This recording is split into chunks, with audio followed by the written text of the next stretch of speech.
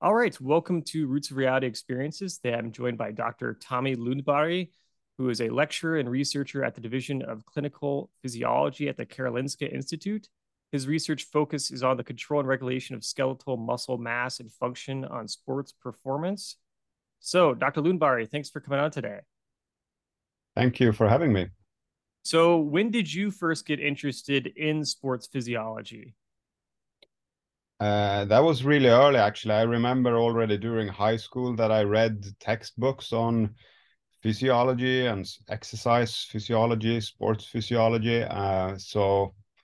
Yeah, I was really interested in it from the beginning. I played football or soccer, as you would say in the US, as well, dedicated soccer player. So yeah, I was generally interested in performance and how physiology played a role in performance, I think, pretty early on. Yeah, I mean it seems like a pretty fascinating topic that people don't really think about, but just the complexities of our bodies and how they move in motion and performance, all those aspects. I mean, there's so many factors at play, I guess, in terms of what makes someone athletically gifted or not in a particular sport. Um, what are the things that about a person's body that makes them more likely to be a successful athlete, would you say? Yeah, so I mean, first of all, I think we certainly have to appreciate the genetics as a very important component. Quite often, I think we sort of downplay or don't appreciate enough the genetic component. There are many factors such as, yeah, just your overall body type, your heart size may impact, for example, how much of endurance capacity you can actually achieve. You have your muscle fiber types. If you have more explosive muscle fibers or more sort of fatigue resistant muscle fibers, that will certainly impact if you can become a good marathon runner versus a good sprinter, for example. So I mean, I guess the good thing is that we tend to figure this out ourselves. If you finish last in school competition in 60-meter sprint, you're probably not going to choose athletics as your sport. You're going to Yeah. choose something that you appear to have more talent for. So typically with that sort of, there's a part of sort of natural selection in that way. But yeah, not everyone can become the best sprinter, regardless of how much you train. You need to have some talent or some sort of genetic predisposition to become the best athlete as well. Yeah. I mean, it's interesting. I guess one of the things I've always fascinated me about sports performance is that, as time has gone on, more and more records are being broken in terms of like Olympic events. Um, but as a society, we're certainly more sedentary in terms of our behavior. Not we're not hunter gatherers in most places of the world. There are some hunter gatherer tribes still, obviously, but um, yet we're excelling in sports. I guess because culturally, it's still something that's very important to us, and so we favor, I guess, the ability to be athletically talented. Um, is that something that you ever think about much in terms of like how sports performance is changing over time and maybe all the different factors that causes that change? Yeah, I mean, it's a difficult question, but I think, I mean, some part of it is obviously because we know more about uh, how to train, how to recover, how to eat, how to optimize everything, but also the fact that uh, equipment can play a role, Yeah. technique, so things that can improve slightly over time. And in some sports, the technique or the gear or equipment is lying behind many of the sort of much better performances that we see today. But there Yeah. are some events as well where we basically don't perform better now compared with 40 years ago, like some of the athletics events, for example, where actually, in the 80s, probably doping was a big thing. So there are probably some records that were, the performances were doped performances, basically. So, Right. but yeah, in general, we just tend to improve with with time, and I'm pretty confident that we haven't seen the ceiling yet of outstanding performances. Yeah, that's pretty interesting. Um, so in terms of the differences between male and female athletes, obviously I think everyone is aware that there is a difference if you just look at, the Olympic, records there for men and women. But certainly there's lots of complexities to that beyond just the surface level regarding the body. Could you talk about those differences and details that maybe people don't think about? Yeah, sure. So, I mean, you have obviously biological factors, but in some sports you also have cultural differences, or just the fact that the sport was mainly for men and played by men in the beginning. So women's participation has been in some sports restricted or have caught up more recently. So it may depend on the history of the sport if you can sort of explain the performance differences only by biological factors or mainly by biological factors. But in some sports, especially more sort of newer sports where women haven't competed as long at all as men, then you probably have a combination of biological factors and these selection factors based on the fact that there are much fewer women Right. taking part in the sport. But for example, in athletics, we have seen a very stable sex difference in performance in world records, for example, over a couple of decades now, which to me suggests that the remaining difference now is actually due to biological factors. And those biological differences are created during puberty, mainly during puberty. Yeah. There might be some genetic differences as well that can play a role, but at least the vast majority of the performance differences is down to basic biological factors that differ between men and women, such as height, weight, muscle mass is an important one, but also heart and lung size, and maybe some more nuanced differences. But the obvious factors are that men are taller, heavier, have more lean body mass, and therefore are stronger and have higher endurance capacity as well. So those are the major underpinnings of the sex difference in performance. Yeah, that makes sense. So obviously today things have become, especially in the U.S., things are talked about a lot when it comes to like transgender athletes. When did you first start seeing debates regarding trans athletes in your field, um, in physiology? Was this something that you saw like coming years ago, but hadn't quite surfaced yet, or is this all pretty new as well for your field? Or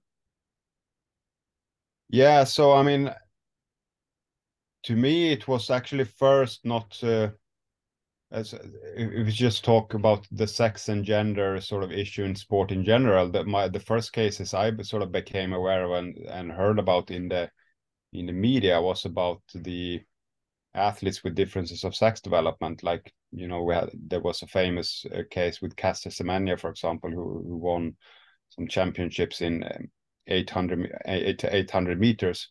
So that was really, and this is, I guess, about 10 years ago or so now, even more actually.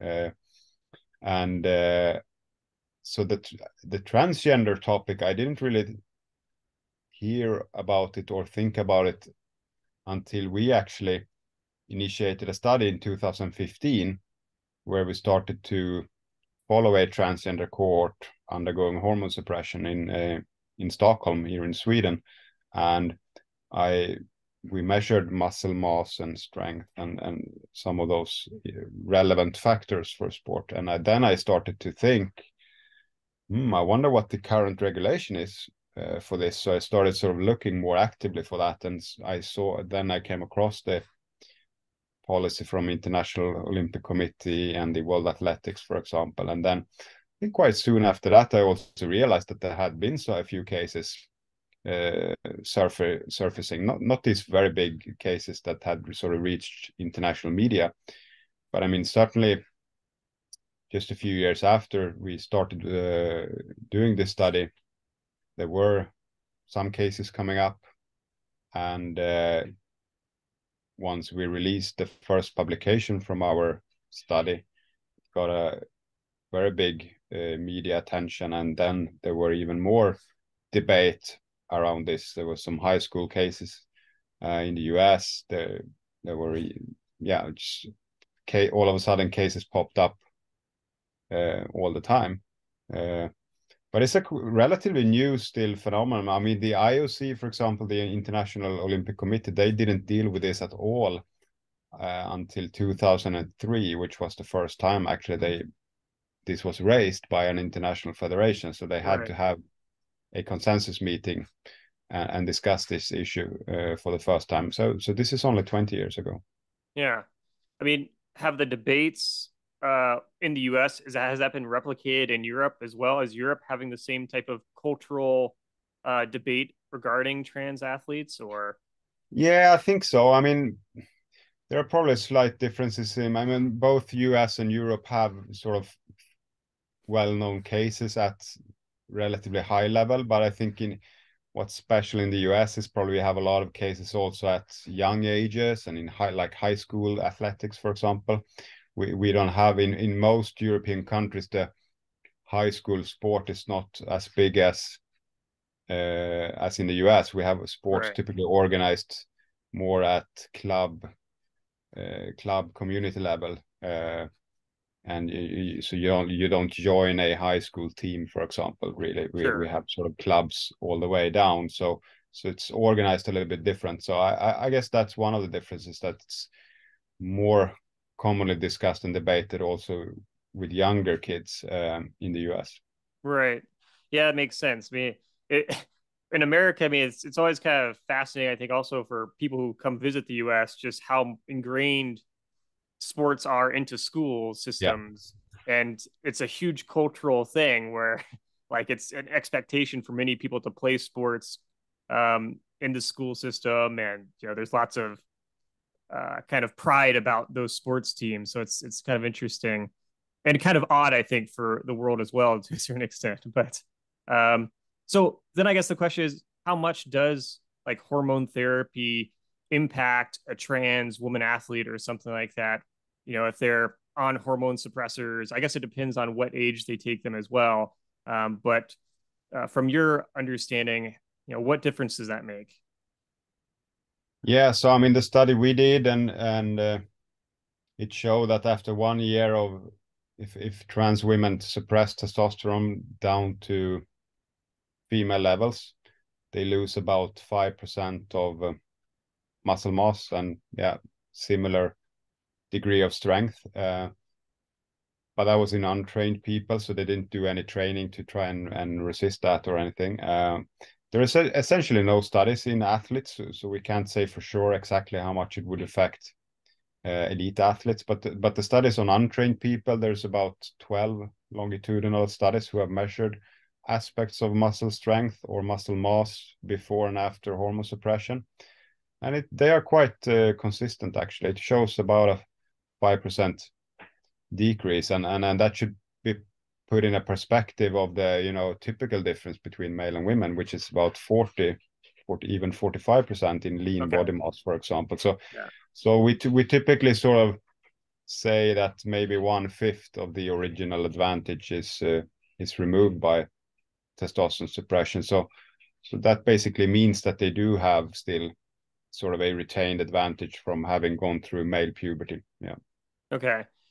So I guess like, and hormones are just one aspect. I know earlier you were talking about men and women have differences in like lung capacity or hearts, or maybe I've heard some people talk about like just a skeleton between a male and female might be the bone density or something maybe different. I'm Yeah. not sure. Are there other things that would be hard to change if you're going through that transition period and you're trying to get to the same level as a female athlete? Yeah, so I mean, we know, I would say for sure that height, stature is not going to change. So the skeleton, you know, the bones, they don't become shorter, so you will remain you will still have your height, your stature. We do know that one of the factors that could be relevant for performance that actually do change quite a bit with the hormone suppression is the hemoglobin levels, or at least the hemoglobin concentration, and that could impact negatively on your maximal aerobic capacity, your endurance capacity. It's doesn't seem to be enough to remove the advantage, but you probably remove more of the advantage in your aerobic capacity if you compare with your strength advantage or your advantage in muscle mass, where the effects of hormone suppression seems to be pretty small. So yeah, there are many biological factors that are left relatively unaffected, or at least quite marginally affected by hormone suppression, and so it's really not possible to remove the advantage that you have from being born male. Yeah. Yeah, that's interesting. I mean, I mean, culturally, this obviously is something that's pretty tense in the U.S. But I guess from a scientific perspective, doing types of research on a topic like this, I'm sure does teach people a lot about just the complexities of our bodies, though, as well. I'm sure from a research perspective, it certainly these cultural debates raise questions that maybe are not given as much attention in the past as well, to understand just how different bodies are and why they're different between the different sexes or anything else. So I guess from that perspective, it's kind of a positive thing to have these questions. But yeah, sure, I agree. And I mean, there's obviously some degree of activism going on as well around this topic, and some people obviously trying to downplay biology and sex differences too much. In my world, I'm coming from the biology physiology field. It's very obvious that sex matters and that there are differences between men and women that we can't disregard, and that's it's, to me, that's just facts.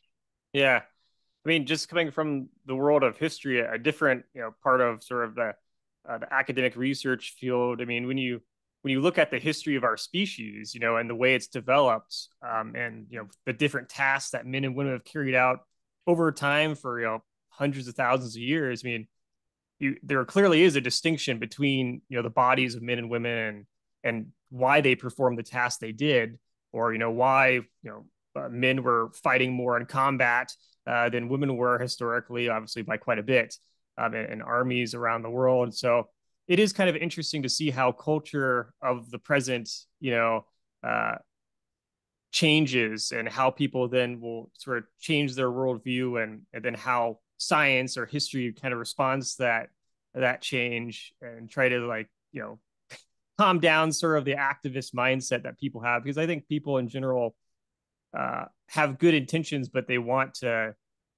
get really inspired about a cause, and they kind of wraps their whole worldview Yeah. around.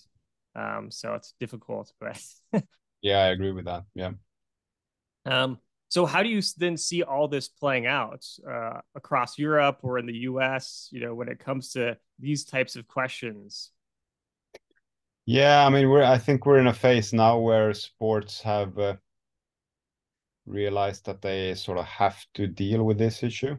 If you just go back like 5 years, there were very few international sports federation that actually had their own guideline. Now, just like 2 years ago or 1.5 years ago, the Olympic Committee came out with a very loose and, in my opinion, poor framework, where they basically moved the responsibility down to the different sports to come up with their own guidelines. And obviously, the more cases that pop up, obviously the more the different sports realize that they have to deal with this. So what we're seeing now is quite different solutions. We have some that essentially don't allow trans women to compete in specific sports, like in swimming, for example, or in rugby, international rugby. But then you have other sports who still hold on to this idea of testosterone suppression for 1 year, or maybe now some sports have moved over to 2 years and then even lower testosterone threshold, essentially without any scientific evidence that that would work. And then you have some sports who are very tolerant, almost following self-ID. But this is also complicated, especially in the US, with the court cases where the court all of a sudden may decide that, okay, this organization, we could see just a few weeks ago, USA Powerlifting, Yeah. had to change their regulation, their rules. So yeah, and sports, I think sports have been afraid of that as well, the sort of potential legal consequences sometimes, and lawsuits and stuff like that. So but I just predict that 10 years from now it's probably going to be a bit more streamlined, more of a consensus of how different sports should deal with this and what type of regulation that could work, and probably also many of the sort of legal cases, legal aspects, I just predict that they have been sort of sorted out somehow, so that we can actually have a more consensus of how sports should be or can be and should be regulated. Yeah, it seems like there's gonna be quite a future of lawsuits for a Yeah, while to figure this out, especially in the U.S. But yeah, it'll be yeah, interesting. Um, and I've heard people float ideas for, I guess, things like women's swimming. I guess you could do this with different track and field events as well, to have like sort of an open section instead of a male and female division, but also an open division. What are your thoughts on stuff like that? yeah. So you're right. There are a few organizations now that actually have changed the name of the men's category to the open category. So the typical solution in then is that it's not a third category. It's more that the men's category is sort of Okay. renamed to the open category to be more inclusive. So essentially anyone, men, women, trans men, are allowed to compete or play in the open category. I think the critique to that from some would be that it's just a change of name. It will still be only men, or at least 99% men in that Yeah. category. So I'm sure that not everyone is happy with that solution either. To me, I think it's a I can understand that change, because if a sport come to the conclusion that we cannot compromise on the integrity, the protection of the female category, then at least that's one step of having a more sort of inclusive Yeah. open category. So because I think the only thing we know for sure now is we can't make everyone happy in this Yeah. question, because either you have to compromise on the integrity of the female category and sort of Yeah. allow some degree of unfair advantage into the female category, or if you close it for females only, then obviously you cannot be as inclusive as you may wish. So we really have a sort of colliding rights issue here, and sports face the sort of uncomfortable reality that they kind of have to choose a little bit. Yeah. Yeah. It sounds like that will be a tough thing to figure out for a while, because I guess even if you were to create a third division, you would have to have enough athletes to even make it something out of it, which Yeah. probably Yeah, there's. that's the issue with I don't believe that we can have, for example, a separate transgender category. I mean, they Yeah. are far too few. Even if it's growing, they are still too few to have realistic competitions. And even in team sports, you have to be 11 versus 11 in soccer, for example. So I Yeah. think right now that's completely unrealistic, in my opinion. Yeah. Yeah. Yeah, especially in team sports. I don't know what they're going to do with that, because I guess you could, if you were to have change the men's category to open, you could just bracket people in terms of, okay, these are the male athletes, these are the trans athletes, and people could keep track of statistics from within that without like making it look like they're really competing against each other, rather competing against other people who are trans or male. and you could just, I guess, sort of organize that in some way, maybe. But the team sports thing seems impossible because you're not going to have enough trans athletes to have a team. Um, No.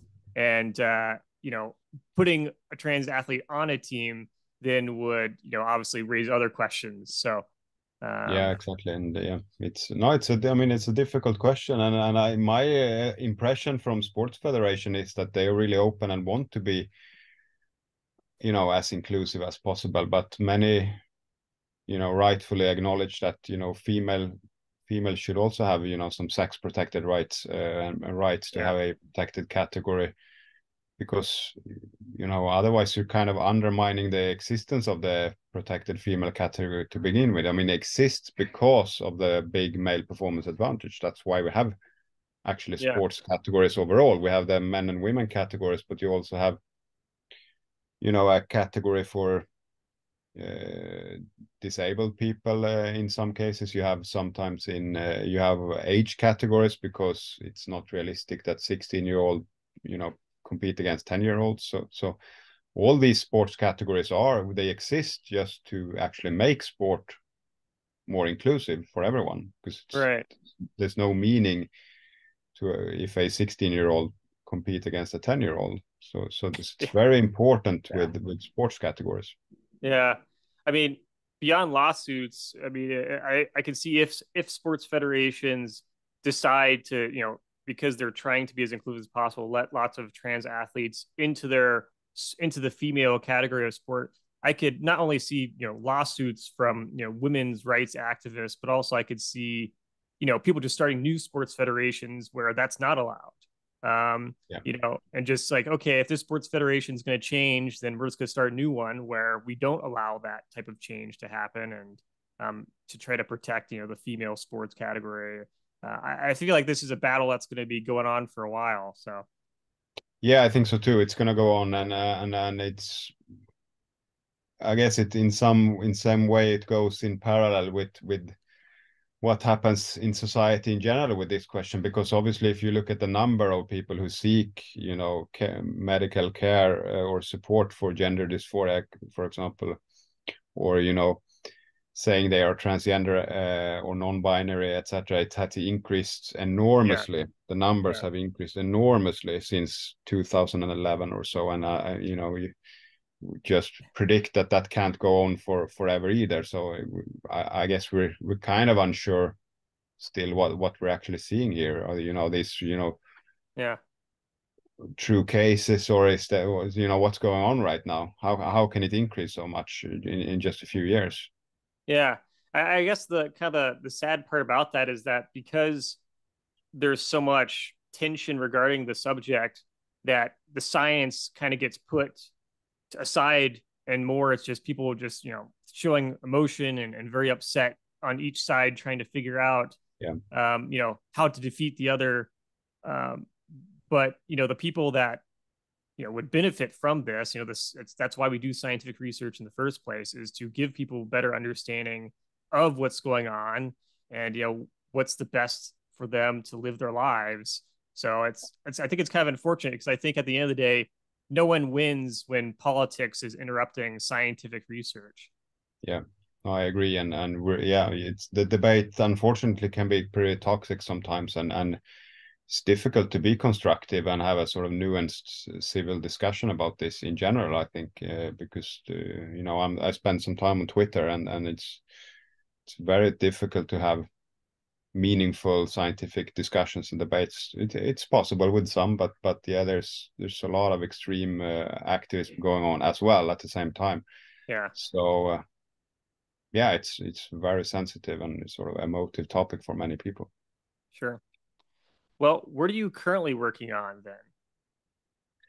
Yeah, so we're on in terms of this topic, we're still actually investigating, or sort of continuing to follow the same cohort. So we're actually doing some 5-year follow-ups now. So we started before their hormone suppression, but then did a lot of examinations after 1 year, and now we're continuing and following them up after 5 years as well. So we're going to measure, for example, muscle volume and body composition again now at 5 years. We've done a few already.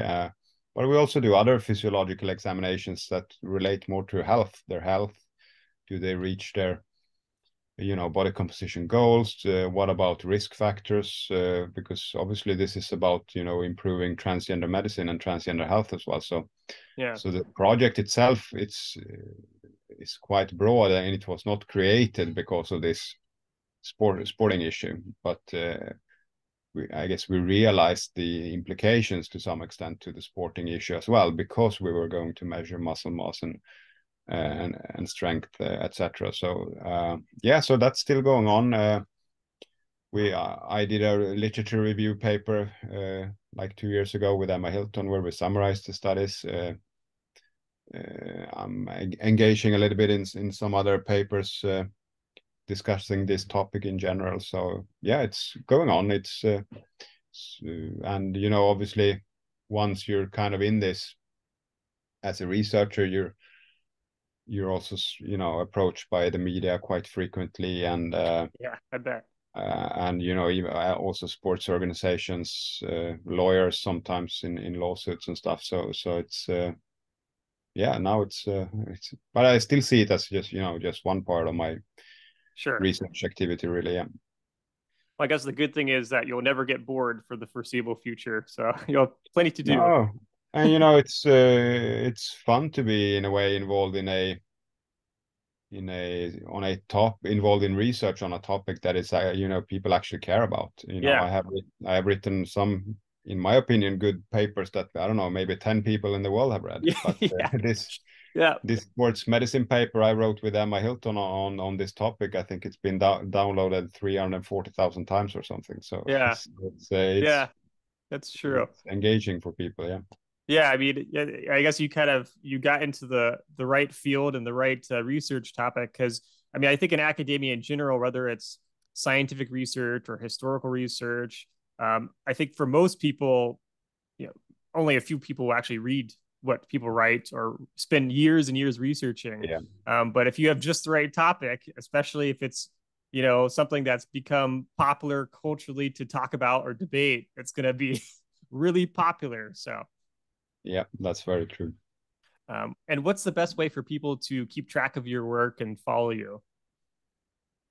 I'm quite active on Twitter. TL Exercise is my Twitter name there, where I engage in exercise physiology topics in general, but yeah, a lot of it also on this transgender topic.